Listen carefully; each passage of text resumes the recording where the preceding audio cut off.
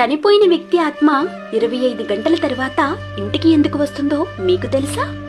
ఒక వ్యక్తి చనిపోయాక యమదూతలు వచ్చి ఆత్మను యమలోకానికి తీసుకుని వెళ్తారు.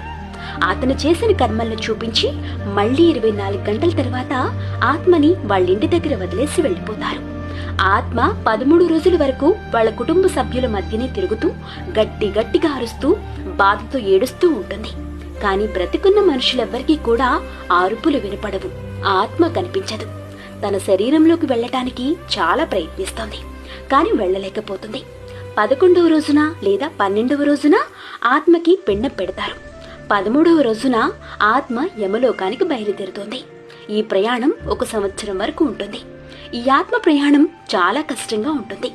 11వ రోజున లేదా 12వ రోజున పెట్టిన పిండం ఆత్మకు సంవత్సరం వరకు భోజనంలో ఉపయోగపడుతుంది.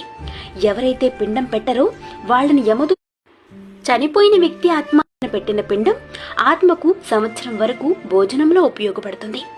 ఎవరైతే పిండం పెట్టరో వాళ్ళని యమదూతలు బలవంతంగా లాక్కొని వెళ్తారు. కొన్ని రోజులకి దినం భోజనాలు పెడతారు కదా, ఆ భోజనాలు కనుక అప్పు చేసి పెడితే ఎప్పటికీ ఆత్మకు శాంతి దొరకదు అని గరుడ పురాణంలో లిఖించారు. ఈ వీడియో నచ్చినట్లయితే